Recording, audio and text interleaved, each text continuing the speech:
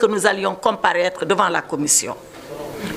Farba Ngom a choisi, d'accord avec moi-même et après même consultation d'autres collègues députés, que seul son défenseur serait devant la commission. Voilà pourquoi je suis partie seule. Alors pourquoi Farba Ngom n'a pas voulu y aller lui-même? Il a voulu mettre ses collègues députés à l'aise. Il ne voulait pas être là-bas, du genre je fais pression sur mes collègues, je demande à mes collègues de ceci, je demande à mes collègues solidarité. Il a dit non.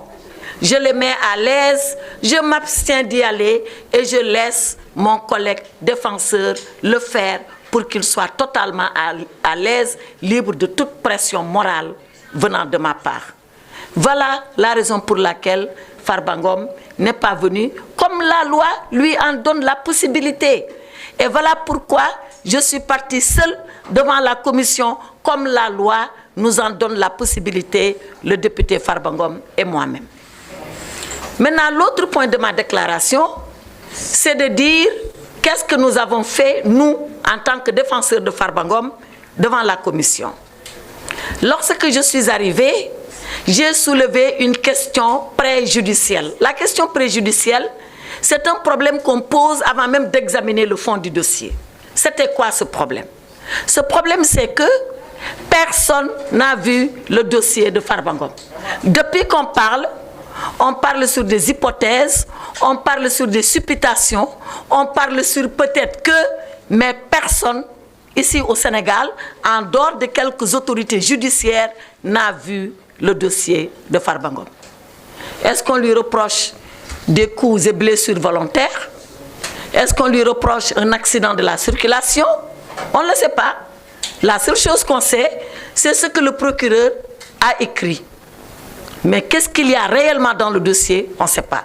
Je ne dis pas que ce que le procureur a écrit est faux, mais si ce qu'il a écrit est vrai, quelle est la difficulté qu'il y a à nous donner les faits? Et je dis à la commission, donnez-moi le dossier de Farba Ngom pour que nous puissions l'étudier et nous défendre. Comment on peut se défendre sans dossier?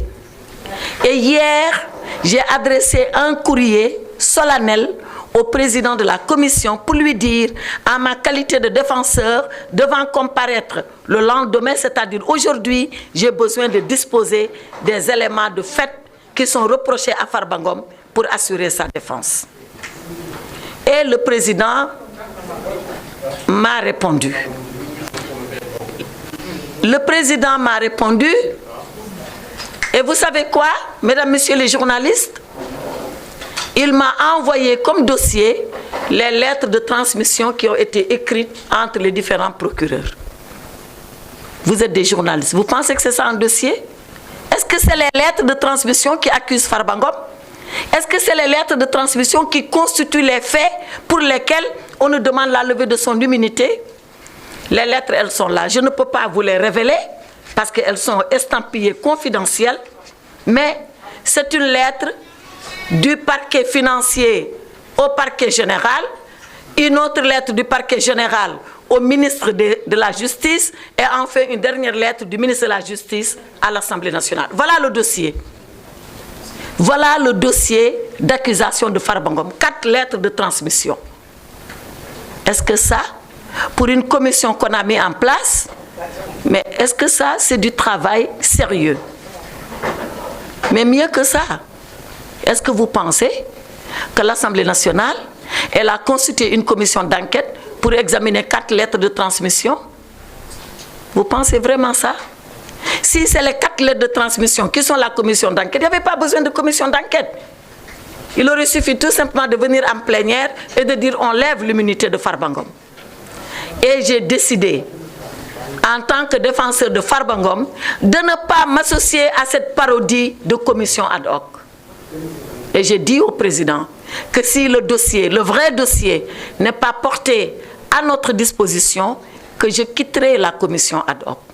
Que je ne siégerai pas parce que je ne veux pas m'associer à une parodie de commission ad hoc. Ce n'est pas ce qu'on appelle une commission ad hoc. C'est vrai, certains de mes collègues m'ont dit, oui, on n'est pas la justice, oui, on ne doit pas qualifier les faits. D'accord, Mais entre ne pas qualifier les faits et connaître les faits, mais il y a quand même une différence. Moi, je veux seulement connaître des faits. C'est vrai qu'il appartient au parquet de les viser. Il appartient à un juge de les qualifier. Mais moi, il me revient le devoir de connaître ces faits-là. Eh bien, l'Assemblée, la commission ad hoc a refusé qu'on connaisse de ces faits. Parce que je leur ai dit, si nous devons faire un travail sérieux, non pas pour Farba Ngom, mais pour chaque député qui pourrait être confronté à une main levée, à une levée de son immunité, mais il faudrait arrêter un principe de procédure. Le principe de procédure, c'est que la justice, qui est un pouvoir indépendant, mais qui n'est pas au-dessus de l'Assemblée nationale, qui est également un pouvoir, qui est le pouvoir législatif, qui est un pouvoir fort, qui est un pouvoir indépendant, par respect pour ce pouvoir, par respect pour la séparation des pouvoirs, par respect pour l'autonomie du pouvoir législatif, le judiciaire devrait pouvoir dire aux députés, pour lever l'immunité de votre collègue, voilà au minimum les faits que je voudrais porter à votre connaissance. Mais pas 4 lettres de transmission pour faire un dossier ad hoc. Voilà pourquoi je n'ai pas voulu m'associer à cette commission ad hoc. Et voilà pourquoi, dans le fond, je n'ai pas défendu Farba Ngom parce que je n'ai pas les éléments me permettant de défendre Farba Ngom. Sur ces entrefaits, ils ont décidé qu'ils poursuivraient la procédure avec les 4 lettres de transmission, sans rien d'autre. J'ai quitté la salle et je les ai laissés libres à eux d'apprécier. Mais ce que je voulais dire, c'est que la levée de l'immunité parlementaire d'un député est un acte absolument grave. Absolument grave. C'est l'acte par lequel l'Assemblée nationale livre un de ses membres à la justice pour que la justice puisse enquêter. D'ailleurs, sans préjudicier de rien. Mais avant de procéder à cette livraison, l'Assemblée nationale doit au minimum avoir un minimum de contrôle et de retenue. Eh bien, c'est ça qu'on n'a pas eu aujourd'hui.